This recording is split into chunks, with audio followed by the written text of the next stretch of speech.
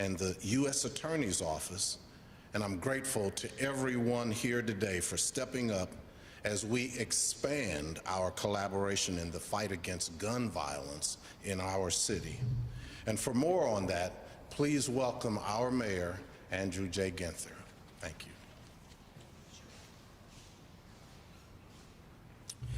Good afternoon, and thank you, Director Pettis, and all of our great partners that have joined us here today for this announcement. To echo the Director, gun violence is neither abstract nor impersonal. Every incident is a tragedy. Every loss is deeply felt. This year alone, we have already seen 98 gun deaths in Columbus and 648 gun-related injuries as well. Our city's ShotSpotter detection system is measuring this increase in activity as well, with alerts up 27% in the Hilltop, 44% in Linden, and 65% on the South Side year to date. The effects of this violence are devastating. They're widespread, and they span generations. Just as the challenges before us are complex and multifaceted, so are the solutions. And we must continue to deploy the resources and expertise needed to reverse these unacceptable trends. From the very beginning, we've engaged with members of the community, faith leaders, youth, law enforcement, to listen, to reassure, and to explore options for reducing violence in our streets.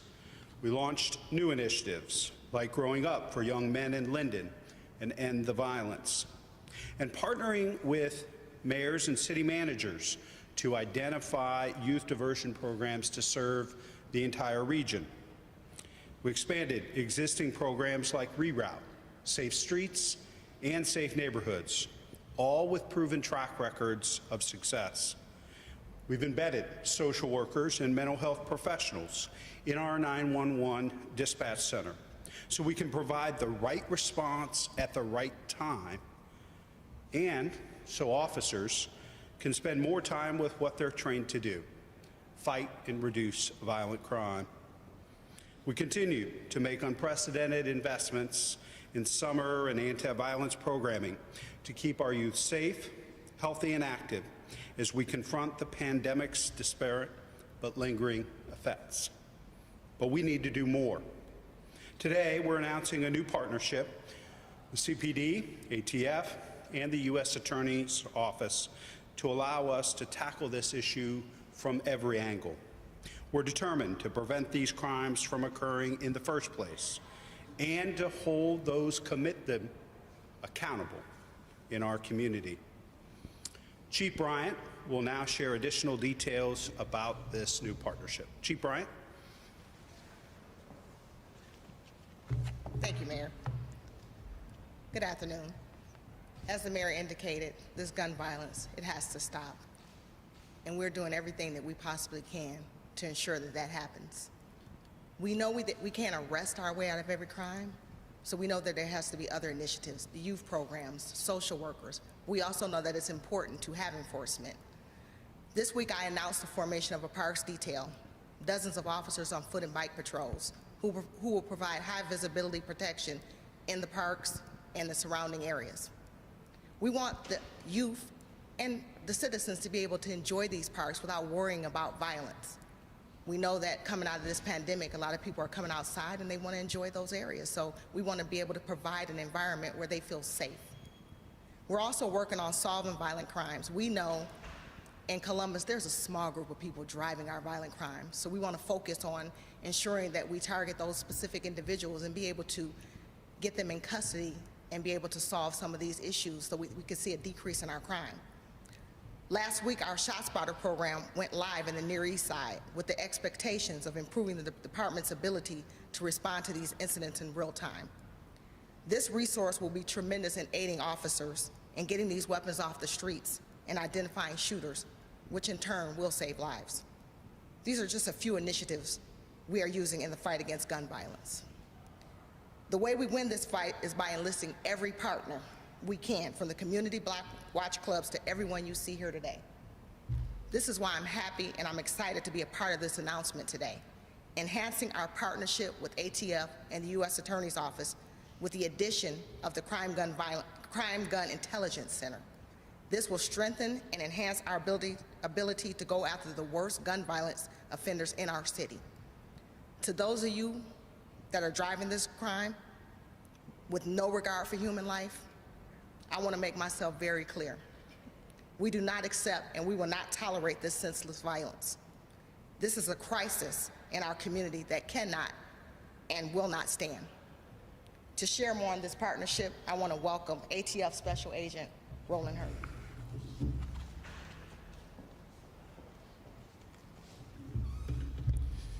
Good afternoon. My name is Roland Herndon, and I am the Special Agent in charge of the Bureau of Alcohol, Tobacco, Firearms, and Explosives, ATF. I am pleased to stand here today with our partners representing the City of Columbus and the United States Department of Justice to announce the creation of the Crime Gun Intelligence Center, or CGIC, in the City of Columbus. ATF utilizes intelligence-based enforcement strategies to restrict the flow of firearms to criminals and deter the illegal use and possession of firearms, all with the mission to reduce violent crime. Creating this CGIC in cooperation with our partners will help law enforcement share information and work together in identifying and use the source of crime guns, reducing violent crime, and hold those accountable. Our mission is to reduce firearms violence through aggressive, evidence-based investigation, identification, and prosecution of shooters and those who supply crime guns.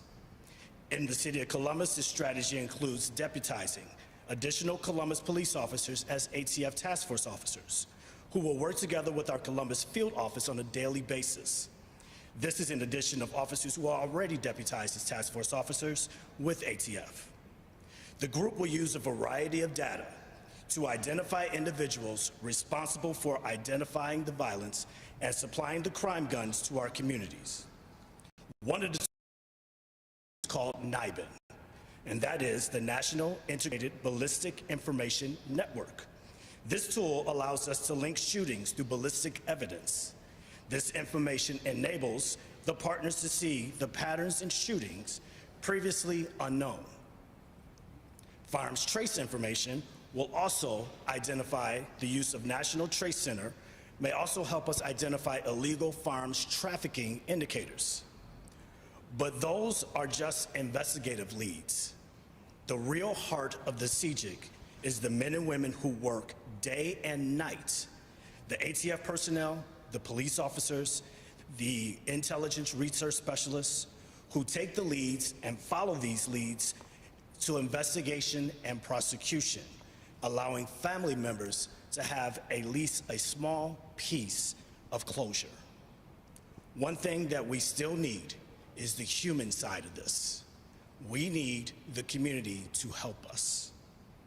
If you know something about violent crime and you want to contact ATF and the CGIC, please call 888-ATF-TIPS.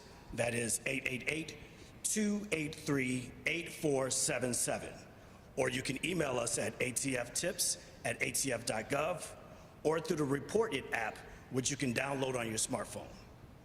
At the end of the day, these efforts are to make our communities safe. And as the pledge says, with liberty and justice for all.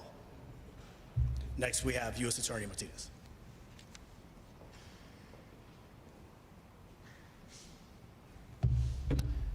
Good afternoon. I am Brian Martinez, the Deputy Criminal Chief at the United States Attorney's Office here in Columbus. I want to thank Mayor Ginther for having us all here today. Fighting violent crime is one of the most important priorities at the Department of Justice, and for prosecutors like myself, it is one of our most critical obligations. That's why I'm delighted to be here today standing shoulder to shoulder with terrific partners who share this commitment to combating violent crime. This is a difficult problem, and difficult problems call for creative solutions and innovative strategies. And speaking for the U.S. Attorney's Office, I can say that we are excited and we are optimistic about the creation of the Crime Gun Intelligence Center here in Columbus. We see this as an opportunity to continue and really to expand upon our existing partnerships with ATF and the City of Columbus to disrupt violent crime and to identify and hold accountable the worst offenders in our community. My colleagues and I at the U.S. Attorney's Office stand ready to assist in any way we can using the federal tools that are available to us. And for us, that means prosecuting dangerous offenders. People like convicted felons or other prohibited persons who illegally possess firearms. People like individuals who unlawfully traffic firearms, and those who would violate federal robbery and murder laws. And when appropriate, we will prosecute such individuals in federal court where the penalties are often stiffer than in state court.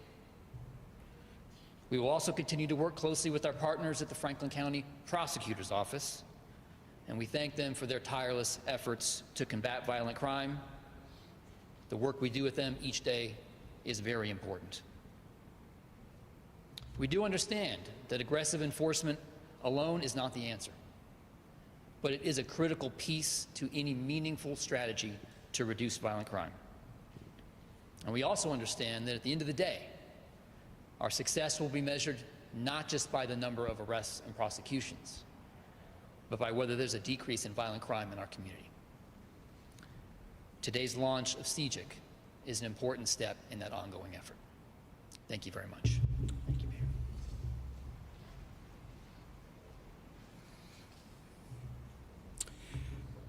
Thank you so much, Deputy Chief Martinez, and special thanks to Special Agent Herndon, Chief Bryant, and Director Pettis.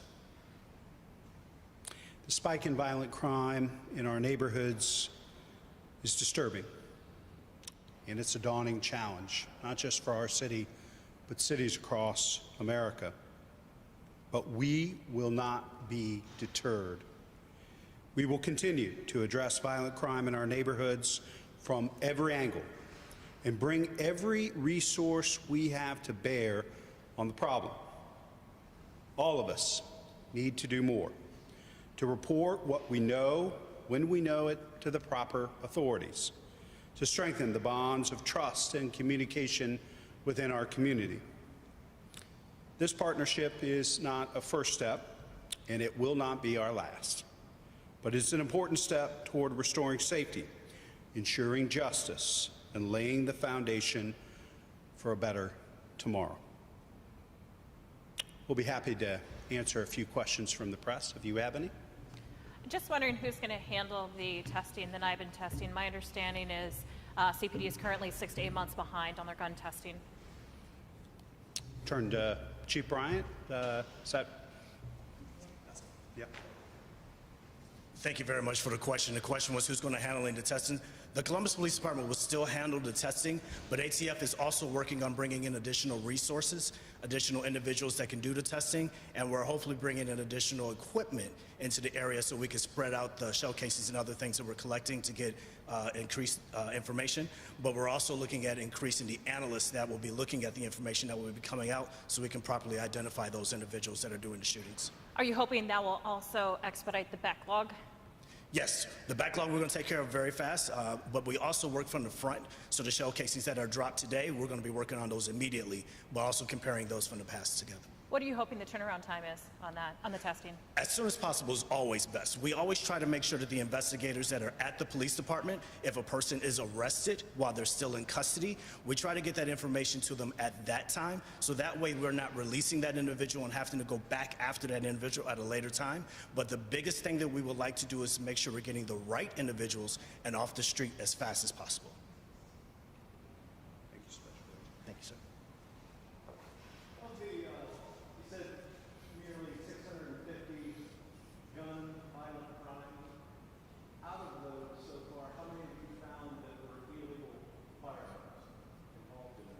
we know those stats at this point that are illegal crime guns?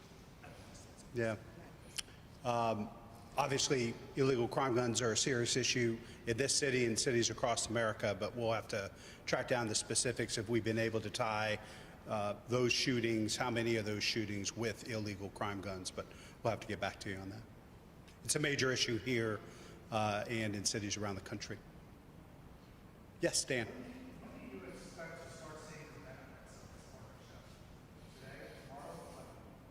I think we're going to see them pretty quickly. I think the Special Agent Herndon spoke to that getting rid of the backlog and getting the testing done as quickly as possible. Chief Bryant, Special Agent, U.S. Attorney's Office, I think we're going to see an impact very quickly, immediately. Mm-hmm. Yes?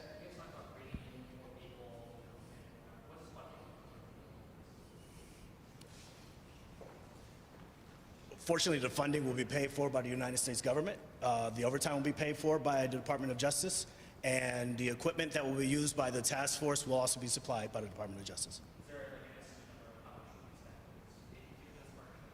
We always find ways to make things happen, and at this time, we're just going to make it happen. Yes, ma'am. Yes, ma'am. Just a follow-up to Dan's question talking about benefits and when we're going to see that. What specifically are you hoping is the result, is the benefit for residents? What do you want to tell them? Well, I'll let the experts speak to it, but I think, in layman's terms, this is going to help connect our most violent criminals with guns that have been used in violent crimes here in the city of Columbus and get them off the street and held accountable faster. We know it's a very small number of folks in this community that are committing overwhelming disproportionate amount of violent crimes. We need those folks off the street. We need information from the public, but we also need this incredible partnership, the technology and the human resources and expertise that the federal government can bring to bear to help us identify, charge, and then convict these violent criminals. Chief? Mayor, you said it perfectly. We want to see a decrease in our gun violence. We want to see these guns taken off the street. And we want to not only see people that need to be convicted, but also being able to help people in certain situations, do wraparound, provide social services. We're looking at it from a holistic approach as well, but specifically decreasing gun violence and taking these guns off the streets. Do you have any idea how many illegal guns there are in the city of Columbus right now? We would probably have a pretty good sense of that, but we'll have to get you a specific number. I don't want to give you inaccurate or misinformation, but we know it's a major issue in this city and in cities around the country, this proliferation of guns, particularly illegal crime guns. In talking with other mayors across the state, do you think it's a worse problem in Columbus, about the same as compared to like a Cleveland or a Cincinnati, Dayton? Our friends from the federal government might be able to speak to this. I think this is an issue, the proliferation of guns and particularly illegal crime guns, gun trafficking is a major issue in cities across the country. I don't think it's uniquely worse here in the city, but I think our experts from the federal level might be able to speak to that. As a representative of the United States government on the federal side, we have to look at it in a holistic effect. I look at it as a parent who, it's not the amount of guns that are being used, but how do you explain that to a mother who just lost their child or a parent who just lost their child? I don't think that person really is looking at it as all the crime guns. They're just worried about that gun that just killed their kid. And that's what we're going after right now. We are trying to find the source of the firearms and the firearms that are being used to try to stop the violence that are affecting our kids. And that's what we're going to focus on. We do believe that having tougher common sense gun laws on the books could help. They alone will not solve this problem or this crisis, but the proliferation of guns and not having everything from red flag laws to bans on assault weapons to universal background checks just makes it that much harder for the professionals in law enforcement and that much more dangerous for them to do their jobs. So we'll continue to encourage that, but today's announcement is really about using the tools that our federal partners are bringing to bear to help us go after this. And I know the U.S. Attorney's Office is here talking about charging people with those gun charges, but what do you do about some of the other judges in the area who will release someone who has a weapon under disability charge for a homicide charge? We're going to continue to work with the courts, and I spoke to that in my comments, both the suburban mayors and city managers working with the judges to figure out ways that we can make sure, particularly the small number of our most violent offenders are being held accountable and taken off the streets. And then for young people that might be started down the wrong path, that we get effective, well-funded diversion programs so that their activity and choices don't escalate and put others at risk in the community. U.S. Attorney, any additional comments? I'm not going to comment on any particular judges or their practices. I will say that in federal court, we have some tools that are available that will make, I think, enforcement even more effective. One, as you mentioned, is detention. Having the ability to make an argument to keep people locked up before trial, to keep them off the streets, to keep our community safe. And also the sentences that we can achieve in many of these cases can be stiffer in federal court than in state or local courts. If you are convicted in federal court of a firearms offense, you are going to go to prison, most likely not for days or weeks or months, but for years. And I will also say there are no federal prisons in the state of Ohio. So that means you're going to be shipped somewhere far away from your family and your friends and those that you have surrounded yourself with, and you're going to be there a long time.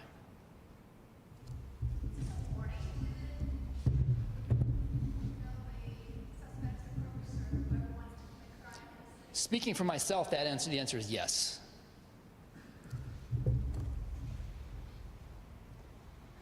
Yes. From my understanding, there have been a lot of strategic partnerships with different cities across the U.S. Why in Columbus and why specifically compared to maybe the last, homicide rates have been decreasing? Well, clearly the violence we're seeing this year, we have never seen quite like this before. I mean, you know, we had a record year of homicides in 2017. We brought homicides and violent crime down dramatically in 18 and 19, only to see a spike in 2020 we had never seen. And at this point, we're on pace, you know, to have the highest record of homicides and violent crime in our city's history. So part of this is leveraging any of the resources that are available to us. Clearly, this partnership will benefit the people of Columbus. Having Chief Bryant and Director Pettis continuing to lean in on different strategies and initiatives, and listening to our officers and engaging our officers. I know Chief Bryant has spent a lot of her early time on as chief going around the city, listening directly to officers at roll call and engaging them in different ways, because they have lots of ideas and they're out in our neighborhoods every day, and we're going to be bringing those ideas together with additional strategic partnerships. But clearly, it is all hands on deck, and we're going to continue to try and leverage and utilize any resources available to slow down and to stop gun violence in our city. How much of this has to do with the recent, I guess, more common youth shootings, youth killings? Well, every life matters, and every life matters in the city. And the different type of violence that I mentioned before that we've seen in both 20 and in 21, both our perpetrators and our victims have become much younger. And so that obviously is, you know, a top priority and focus for ours, not just all the other investments we've talked about focusing on young people, but also these additional resources and tools that will help us hold people accountable and get them off the streets as well. Thanks, everybody. Appreciate it.